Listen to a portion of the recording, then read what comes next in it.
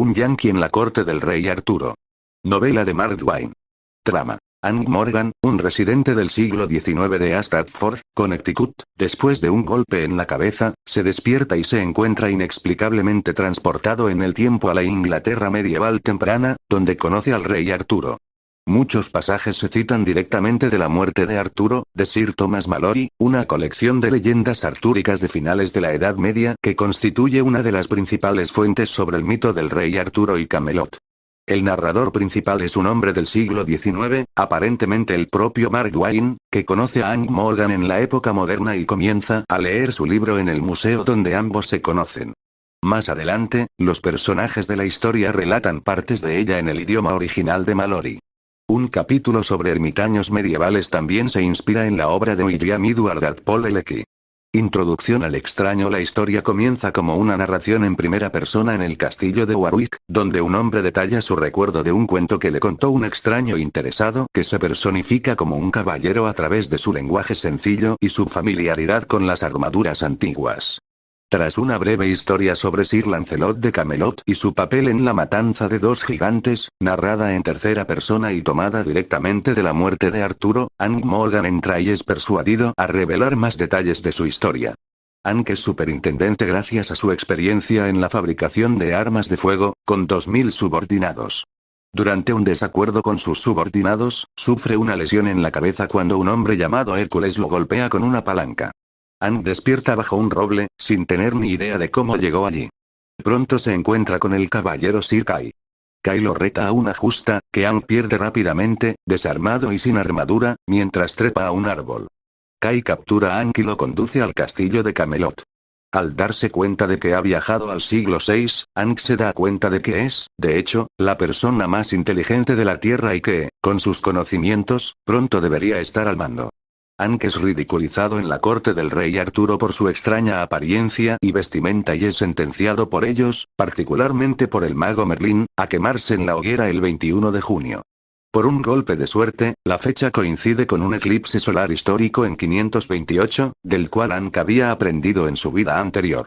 En prisión, envía al niño al que bautiza Clarence, cuyo verdadero nombre es Ambias Le Paulet, para informar al rey que bloqueará el sol si es ejecutado. Hank cree que es el 20 de junio. Sin embargo, es en realidad el 21 cuando hace su amenaza, el día en que el eclipse ocurrirá a las 12:03 p.m. Cuando el rey decide quemarlo, el eclipse toma a Hank por sorpresa. Sin embargo, rápidamente convence a la gente de que él lo causó. Hace un trato con el rey, es liberado y se convierte en la segunda persona más poderosa del reino. Es posible que Twain se haya inspirado para esa parte de la historia en un incidente histórico en el que Cristóbal Colón explotó su conocimiento previo de un eclipse lunar. Hank recibe el cargo de ministro principal del rey y es tratado con sumo temor y admiración. Proclama que su único ingreso será un porcentaje de cualquier aumento del Producto Nacional Bruto del reino, derivado de sus labores como ministro principal de Arturo. La adquisición. Hank aprende sobre prácticas y supersticiones medievales.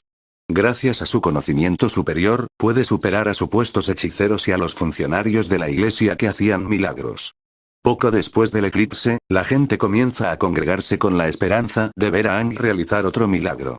Merlín, celoso de que Hank lo haya reemplazado como consejero principal del rey y hechicero más poderoso del reino, empieza a difundir rumores de que Hank es un impostor. Hank fabrica pólvora y un pararrayos en secreto, coloca cargas explosivas en la torre de Merlín, coloca el pararrayos en la cima y conecta un cable a las cargas explosivas. Entonces anuncia, cuando las tormentas son frecuentes, que pronto invocará fuego del cielo y destruirá la torre de Merlín, desafiándolo a usar su hechicería para evitarlo. Un rayo cae sobre la vara, activando las cargas explosivas y derribando la torre, lo que empaña aún más la reputación de Merlín.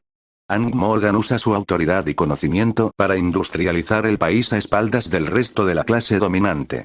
Su asistente es Clarence, un joven que conoce en la corte, a quien educa, poco a poco le revela la mayoría de sus secretos y, con el tiempo, llega a confiar plenamente en él. Hank funda escuelas secretas que enseñan ideas e inglés modernos, alejando así a la nueva generación de los conceptos medievales, y construye en secreto fábricas ocultas que producen herramientas y armas modernas. Selecciona cuidadosamente a los individuos a los que permite entrar en sus fábricas y escuelas. A medida que Aang se adapta gradualmente a su nueva situación, comienza a asistir a torneos medievales. Un malentendido hace que Sir Sagramore lo rete a duelo a muerte. El combate tendrá lugar cuando Sagramore regrese de su búsqueda del Santo Grial. Aang acepta y pasa los siguientes años construyendo infraestructura del siglo XIX a espaldas de la nobleza. Luego emprende una aventura con una joven errante llamada de Moiselle Alisande Alacarteloise, apodada Sandy por Aang, para salvar a sus amantes reales cautivas por ogros. En el camino, Aang se encuentra con Morgan Le Fay. Se revela que las princesas, los ogros y los castillos son en realidad cerdos propiedad de porquerizos campesinos, pero para Sandy, siguen pareciendo de la realeza. Aang compra los cerdos a los campesinos y ambos se marchan. De regreso a Camelot, encuentran a un grupo de peregrinos que se dirigen al Valle de la Santidad. Sin embargo, otro grupo de peregrinos viene de esa dirección y les trae la noticia de que la famosa fuente del valle se ha secado. Según la leyenda, hace mucho tiempo, la fuente se secó en cuanto los monjes del monasterio del valle construyeron un baño con ella. El baño fue destruido y el agua regresó al instante, pero esta vez se ha detenido sin una causa clara. Aang le ruega que restaure la fuente, aunque Merlin ya está intentando hacerlo. Cuando Merlin no lo consigue, afirma que la fuente ha sido corrompida por un demonio y que nunca volverá a fluir. Aang consigue ayudantes de Camelot, quienes traen una bomba y fuegos artificiales para efectos especiales. Reparan la fuente y Aang expulsa al demonio. Una vez restaurada la fuente, Aang desacredita a otro mago que afirma saber lo que hace cualquier persona en el mundo, incluido el rey Arturo. Sin embargo, Aang sabe por teléfono que el rey cabalga para ver la fuente restaurada y no descansa de la persecución, como había afirmado el falso profeta. Aang afirma correctamente que el rey llegará al valle. Aang tiene la idea de viajar entre los pobres disfrazado de campesino para descubrir cómo viven realmente.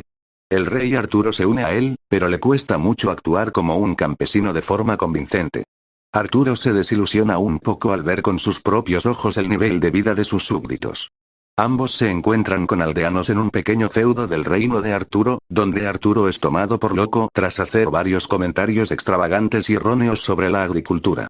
Aang intenta enseñar a los aldeanos una rudimentaria teoría del valor de los salarios, que rechazan, y en su afán por ganar la discusión, reconoce accidentalmente que un miembro de su público pagó de más a un trabajador, una ofensa capital. El público entonces forma una turba que persigue a Aang y Arturo. Parecen librarse del peligro cuando un noble los invita a su séquito, pero los esclaviza y los vende a otro esclavista particularmente despiadado, quien los lleva a Londres. Aang roba un trozo de metal en Londres y lo usa para crear una ganzúa improvisada. Sin embargo, antes de que pueda liberar al rey, un hombre entra en sus aposentos en la oscuridad. Confundiéndolo con el capataz de esclavos, Aang comienza una pelea con él. Ambos son arrestados. Aang miente para escapar, pero en su ausencia, el verdadero capataz de esclavos ha descubierto la fuga de Aang. Como Aang era el esclavo más valioso, debía ser vendido al día siguiente. El hombre se enfurece y comienza a golpear a sus otros esclavos, quienes se defienden y lo matan. Todos los esclavos, incluido el rey, serán ahorcados tan pronto como encuentren a Aang. Aang es capturado, pero él y Arturo son rescatados por un grupo de caballeros liderados por Lancelot, que montan en bicicleta. Entonces, el rey se vuelve extremadamente amargado contra la esclavitud y jura abolirla cuando sean libres, para deleite de Aang. Sagramore regresa de su misión y lucha contra Aang, quien lo derrota a él y a otros 7, incluyendo a Galaa y Lancelot, usando un lazo. Cuando Merlin le roba el lazo a Aang, Sagramore regresa para desafiarlo de nuevo. Esta vez, Aang lo mata con un revólver. Procede a desafiar a los caballeros de Britania a que lo ataquen en masa, lo cual hacen. Tras matar a 9 caballeros más con sus revólveres, el resto se desmorona y huye. Al día siguiente, Aang revela su infraestructura del siglo XIX al país. Prohibir. 3 años después, Aang se casó con Sandy y tuvieron un bebé. Cuando el niño enfermó gravemente, los médicos de Aang le aconsejaron que se fuera con su familia al extranjero mientras el bebé se recuperaba.